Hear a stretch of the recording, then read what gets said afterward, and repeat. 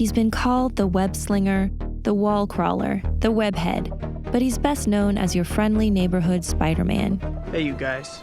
No playing in the streets. Yes, Mr. Spider-Man. See ya. As the flagship hero of Marvel Comics for over 50 years, Spider-Man's popularity has spawned dozens of adaptations, from video games, cartoons, and animated series, a 70s Japanese show, and the 70s live-action US series The Amazing Spider-Man, to 3 modern film franchises, starring Tobey Maguire, Andrew Garfield, and Tom Holland, each putting his own spin on the character. Starting in 2002, Tobey Maguire established a cinematic Peter Parker, the quiet nerd who wants the girl, the conflicted hero, hardworking and well-intentioned. The Maguire movies reveled in comic book camp and cheese. Willem Dafoe's Green Goblin is a villain straight out of the pages of a comic. Where Maguire fleshed out Peter, Garfield shone behind the mask. His taunting, confident demeanor, snarky quips, and physical mannerisms all scream Spider-Man. The Garfield years took on a dark noir cool, visually echoing the Dark Knight's grim realism.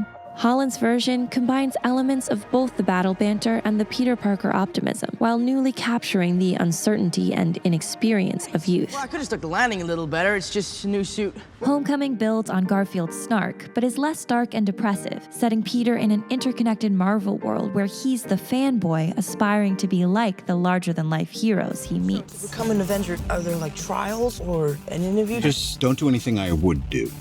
And definitely don't do anything I wouldn't do. There's a little gray area in there, and that's where you operate. Oh. All right? That's not a hug. I'm just grabbing the door for you. All right, kid. Good luck out there. Created by Stan Lee and Steve Ditko in 1962, high school student Peter Parker is bitten by a radioactive spider, and that bite grants him super strength, the ability to climb walls, and a preternatural spider sense that warns him of danger. My spider senses are starting to tingle. A scientific genius in his own right, Parker creates web shooters that allow him to swing through the streets of New York as the Amazing Spider-Man. Go, Web! Fly! At first, he uses his powers for selfish gain.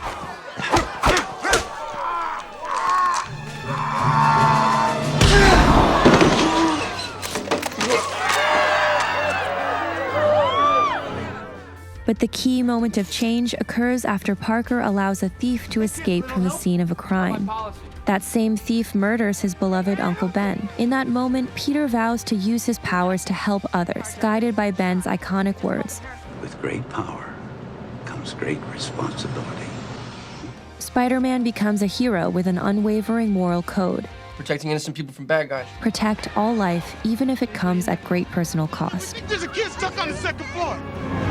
Peter loves being Spider-Man, but he doesn't love being Peter Parker, you know? I think that's going to be the journey, is him realizing that you can't move ahead to be Spider-Man until you've really figured out who you are as Peter Parker. The image you have is fantastic. It's really put together. The costume, this thing, I mean, it's really put together. It's great. While Spider-Man saves the day, it's his alter ego that we connect with. Just a normal guy, right? Peter Parker is the Marvel Universe's Everyman. At heart, Peter is just a nerdy kid from Queens, thrust into incredible circumstances and trying to do the right thing with the power he's been given. Perpetually down on his luck, Parker's biggest challenges aren't supervillains or alien invasions, but the same problems we all have. Popularity in high school, keeping up in college, balancing friendship with responsibility, finding fulfillment in our careers, financial woes, love, heartbreak, and tragic loss. So I definitely think like boys of our age and younger are really going to connect with Peter, because everyone goes through that stage of being late for school, not doing your homework, asking the girl to the dance. And then we also get to see a kid live the dream that every kid has dreamed of since they were a child. Like each of us, Spider-Man can make mistakes. He can fail. One of Spider-Man's defining traits is his strength in the face of adversity. Instead of allowing hardship to break his spirit, Peter uses it as a motivation to do better, to be better. The heart of it, these are all, they're just these archetypes of kind of broken people. Furthermore, the decision to adopt the identity of a spider, the thing that bit him and turned his life upside down, is symbolic of how Peter turns his tragedies into triumphs. The fact that the spider bite is the source of his power tells us that the things that go wrong in our lives may actually create opportunities for us to be our best selves. Most of us are introduced to Spider-Man in adolescence. Peter captures key elements of that period in our lives: the uncertainty, the lack of control, and the search for direction. The first teen hero who wasn't a sidekick, Spider-Man has taught generations that regardless of our age, we can all be masters of our own fates. He represents both the optimism and the struggles of youth, the mission to stay on the right path in an ever more complex and morally gray world. While it's Peter Parker we connect with, Spider-Man is the hero we aspire to be. On a pragmatic level, the alter ego lets Peter keep his identity secret for the safety of his loved ones. But being Spider-Man is also a gift, an expression of self. Donning the red and blue webs, the reserved Parker finds newfound confidence, allowing him to cut loose, take risks, and do whatever he has to do. Becoming someone fearless is a release for Peter, much like reading about or watching Spider-Man is an escape for us. Often, being a superhero is a burden, but right now, for Peter, it is the best thing that could possibly have happened to him. Cheese!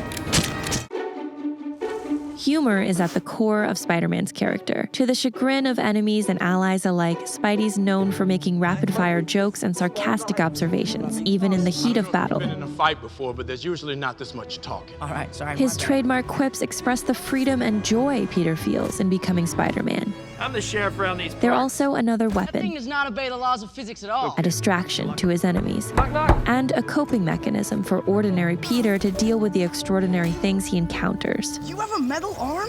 That is awesome, dude.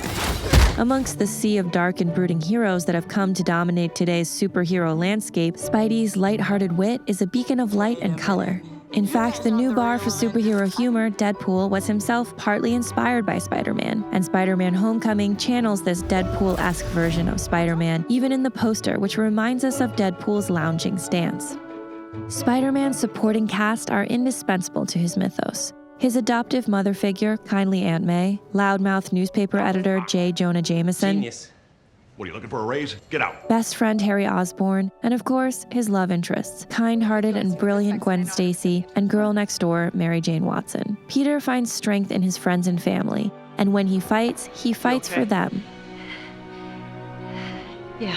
Over the years, Spidey's tangled with hundreds of supervillains, amassing a colorful rogues gallery. Mainstays like Green Goblin, Dr. Octopus, Venom, Sandman, the Lizard, Electro, and the Vulture have all made it to the big screen, while foes like Kraven the Hunter and Mysterio have yet to appear in live action. Perhaps the most important member of Spidey's supporting cast is New York City itself. Born and raised in Queens, Spider-Man is inextricably tied to the Big Apple. When we picture Spider-Man, we picture him swinging amongst the streets and skyscrapers of New York, which is integral to the essence of the character. This Marvel Universe has been being constructed over the years, and to be able to be the person who gets to come in and give the ground level view of it, to me, that was really satisfying. The things in these kinds of movies that I've always been interested in, which is the regular person's viewpoint.